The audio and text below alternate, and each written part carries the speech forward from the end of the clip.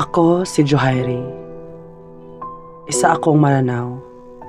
At bata pa lang ako, alam ko na sa sarili ko na isa akong bakla.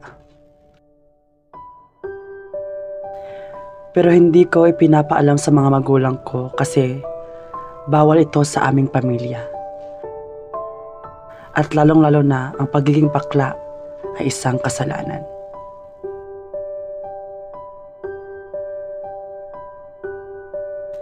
Kaya sa bahay, magiging lalaki ako.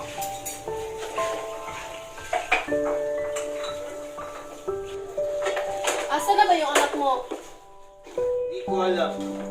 Kylie! Halika dito! Opo, Abi! Ba't ang tagal-tagal mo? Saan ka ba nanggaling? Matigas at walang halong kembot ang bawat galaw ko kapag kasama ko ang pamilya ko.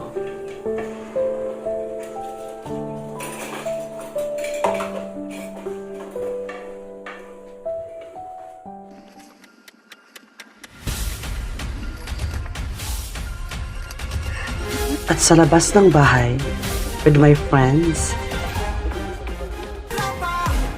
bakla ako!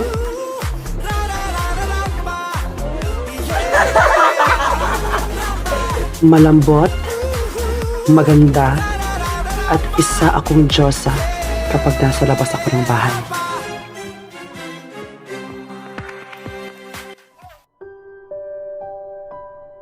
Kaya, ang storya kong to ay magbibigay ng aral na hindi sa lahat ng panahon dapat nating sundin ang ating kagustuhan.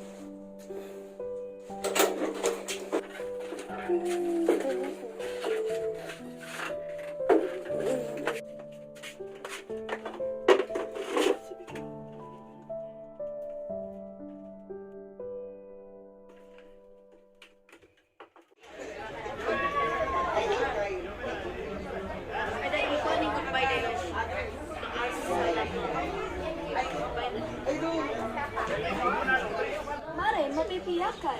Ito, mabuti naman at kanang abala sa ating selebrasyon ngayon. At kifaltal, Marites. Okay lang naman, Mare. Ikaw, kifaltal. Mabuti rin at hindi ko talagang inaasahan na ganito pa nakarami ang tumalo ngayon. Sana mag-enjoy kayo, ha?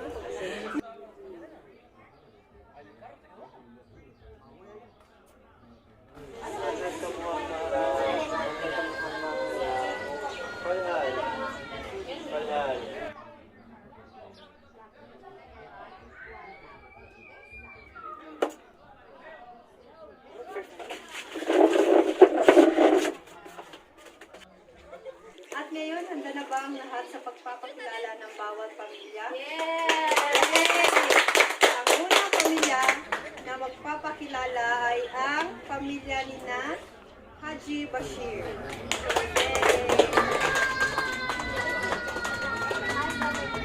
Ang pinakabunsong anak, si Siti Haile.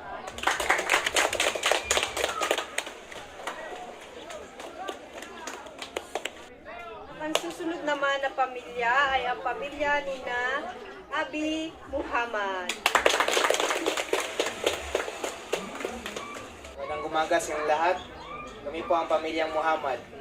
At ipinakilala ko sa inyo ang aking pinakamagandang asawa, si Khadija.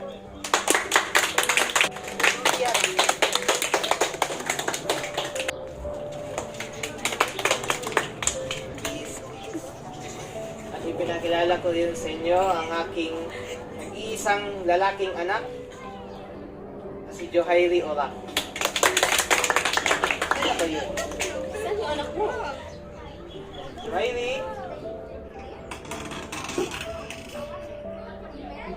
Family daddy.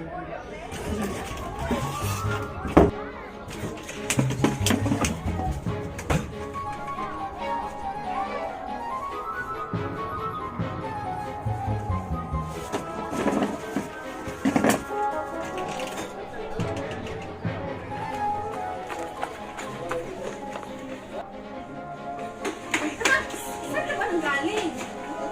One, two, three, smile. Sige, isa pa. One, two, three. Ayusin mo yan, ayusin mo yan. Ayusin mo yan. Tanggalin mo yan, tanggalin.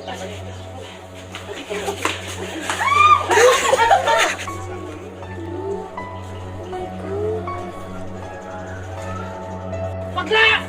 Bakla! Pumunta ka sa kwarto mo! Bakla ka! Muhammad! Wala akong anak na bakla! Magtanda ka dyan!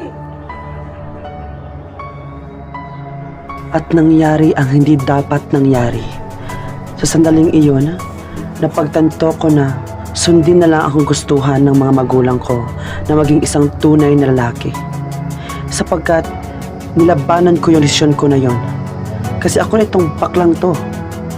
At naging buo ang desisyon ko na hindi ko na lang talaga ipapakita ang totoong ako sa bahay.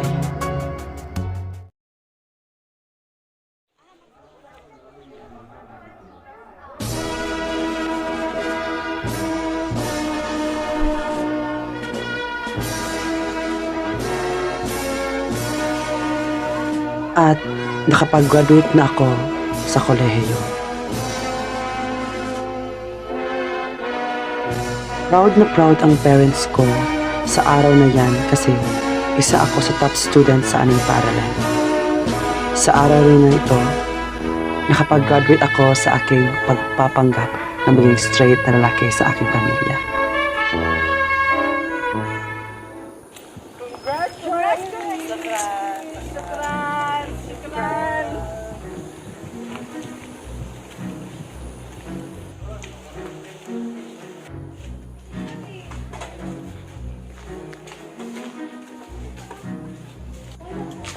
Siya, kumain ka tayo.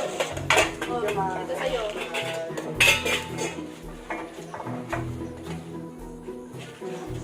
Congratulations anak dahil sa wakas nakapagtapos ka na rin. Thank you, Omi. Matutupad na rin lahat ng pangako namin sa inyo. Oh, di ba? Jairi, Pa, binigyan mo na kami ng diploma. apa, Bigyan mo naman kami ng asawa at anak. Ano ka ba? Abi, bakla ako. Babae ako. Esta, lalaki pang gusto ko. Ha? Ay, Lalaki? ano ba? Ibigay kita ng asawa pa. Ilang gusto ka po mo? Ilang gusto ka po mo? Eto tayo. Sige, kain na tayo. Ito na hapunan.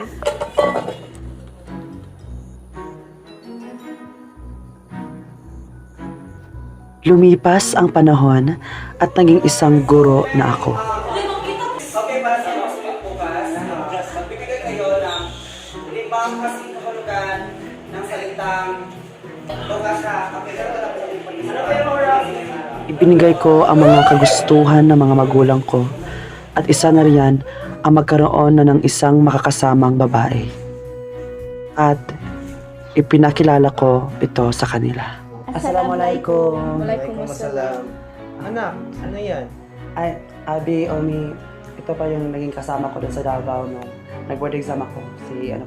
Hello po tita, tito. Ako po pala si Noraima. Oh, iha, buti naman yung anak ko yung napili mong mapangasawa. Opo tita. Pag-asan na kayo? Matapos na. Abi, kasi wala pa kami sa ganyang plano. Opo. Focus muna kami sa trabaho. Ano pa bang tinatagal-tagal nyo? Gusto na naming magkaapo, di ba? Oo. Gusto namin ng 5. Ay, hindi ba kasi.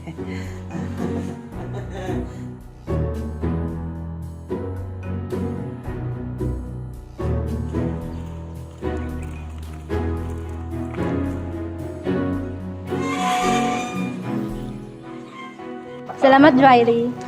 Sige, Naray, marunta na ako. Sige, ingat. Ala. Please, tulungan mo ako. Hindi ko na alam ang gagawin matapos sabihin ng mga magulang ko na ipapakasal na kami ni Noraima. At ang mas masakit pa dyan, gusto na nilang magkaroon kami ng anak, which is ang pinakaayaw ko. Ala, di ba, you know me naman? Please, Ala, please. At isa pa,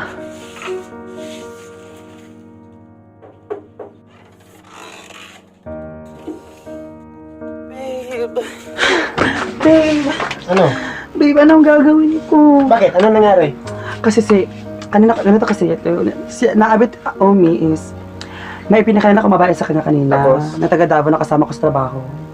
Tapos, gusto nila agad na mapakasal kami, babe. Babe, anong gagawin ko? Kasal agad? Babe, hindi ko gusto mahiwalay yung pagkagsamahan natin. Paano na tayo niyan? Oo nga, babe. Sige lang. Gagawin natin yan ng paraan. Sana, babe.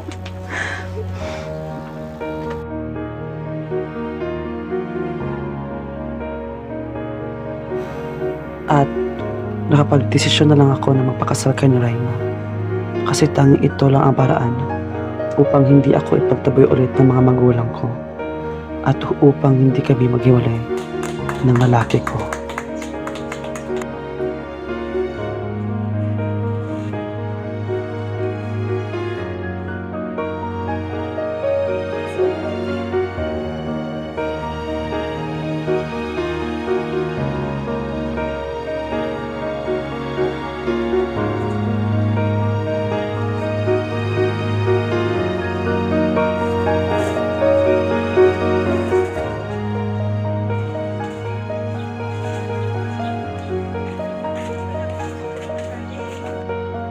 Assalamualaikum mga kaibigan at mga membro ng komunidad namin.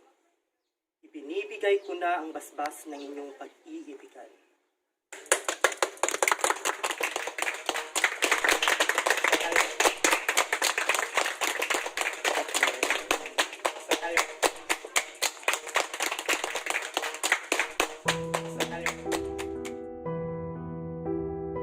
Sorry, babe.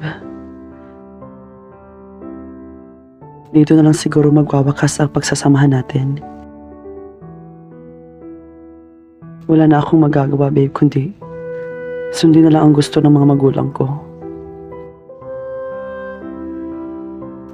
Sorry, babe.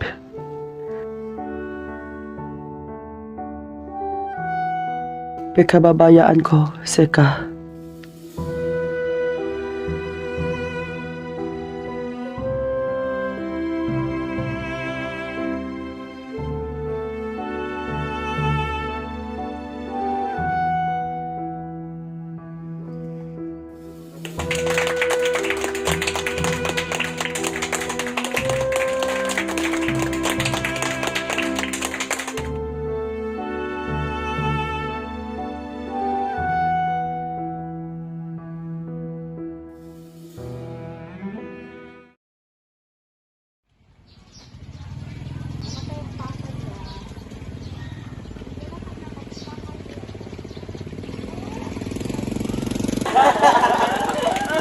Oh, Nuray rin, Nuray ma. Saan yung babalak makali mo?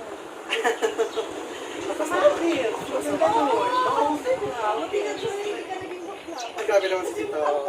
Ang grabe naman si Tito. Ilan ba yung gusto mo maging, anak? Wala pa kami karang kita.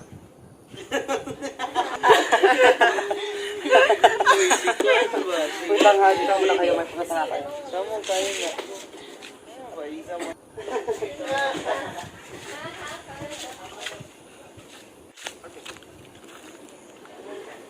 Ito, paglaban natin to. Hindi pwede ganyan ulit yung family ko. Ngayon ang time para malaman nila. Tara, sabihin natin. Hindi pwede.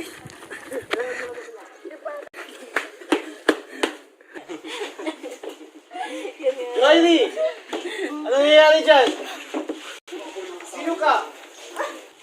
Ano to? Kailangan po ninyong malaman ang katotohanan. Ano katotohanan? Wala. Riley! Kailangan po sabihin. Ano yan? Wala. Ako po ang unang asawa ng anak ninyo. Wala! Ano ba yan dyan? Meron pa akong katibayan. Ito po. Katibayan. Wala! Baboy ka! Muhammad! Baboy! Tama na po! Tama na po! Tama na po! Tama na po! Itiwala ko sa iyo! Baboy! Tama na po! Ha? Muhammad! Muhammad! Sir! Asawa ko! Ano nangyari sa'yo? Muhammad! Tulong! Muhammad! Tulong! Asawa ko!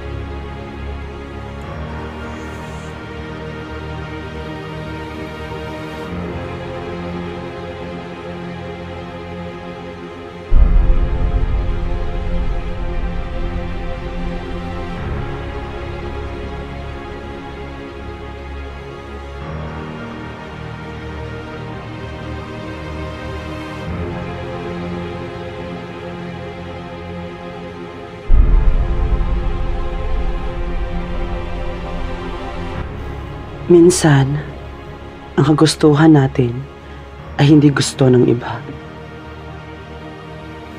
At ang kagustuhan ng iba ay hindi natin gusto. Tanging ang pagrerespeto at pagmamahalan ang sagot upang lahat tayo'y matatanggap at maunawaan ang isa't isa.